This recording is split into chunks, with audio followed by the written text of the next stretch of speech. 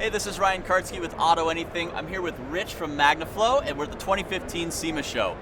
Now, Magnaflow's brought their A-game this year. They've got some amazing show vehicles on the floor. Rich, why don't you walk us through what you guys have done to the Colorado behind us? Got it. Obviously, the middle-sized truck market is huge. We've had a huge resurgence of popularity, but one of the reasons why I think it went away in the first place was they weren't delivering on full-size truck features in smaller trucks, and this is the example of what we got now. You know, GM came out, they brought the Colorado and Canyon out, and they brought this to the table. We've got a vehicle that is completely modifiable, but has all those features they put in the premium full-size trucks. Nice.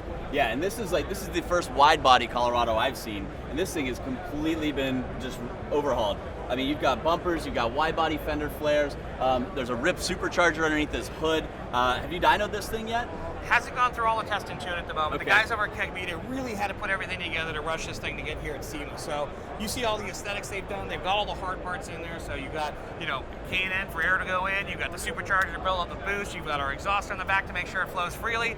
It's got power ready to go, but it's still got some room to actually do some tuning cal to really get the output out. I'm a huge fan of the new Colorado and the Canyon, and after looking at this, the Tacoma's truly got its work cut out for it.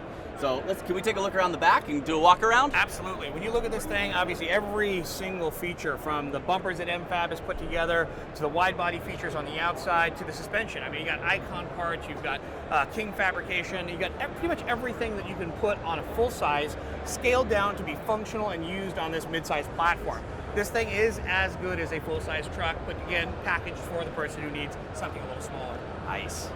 Speaking of other vehicles in the booth, we do have that Vorsteiner M4 that Colab brought to us, and Ernie's pretty much put his heart and blood into this thing over the last few weeks to get it ready for SEMA. And when I say wide body, we're not talking any wide body. This is the Vorsteiner wide body kit. We've got a 13-inch wide tire in the back, and when you look at the back, you see it's been completely redone to fit all the aero, but still works around stock cutouts, which means our standard offering of exhaust does fit into it as well. Now, you said there are 13-inch tires in the rear. It looks like there's 13-inch wide tires in the front. This thing has a serious stance. Yep, the guys over there really tried to accentuate everything that makes the BMW look there, but really give it that race car feel. So you want wild, you got wild. Yeah, I love this. But I want to learn more about that off-road Charger over here. Yes, that would be phase 2 of wild all over again.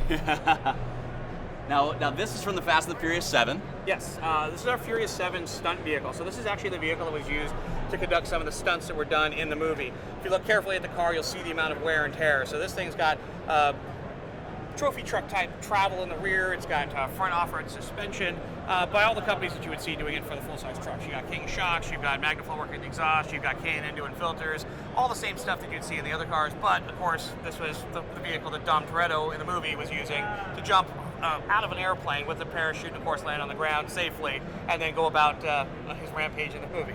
That's incredible that this car in front of us has done all of that. It's not just some show car. This is a real-life off-road machine. Yeah, and that's the nature of stunts. You know, they came to us because the stunt cars have to perform. They can't fail. Camera time costs so much. The parts that go into this are the parts that make it look cool, but at the same time have to function as well. Wow, incredible stuff. Rich, thank you for your time today. Really appreciate Pleasure. you running us through all your vehicle builds. As always, impressive. Thanks again. Heck yeah. Yeah.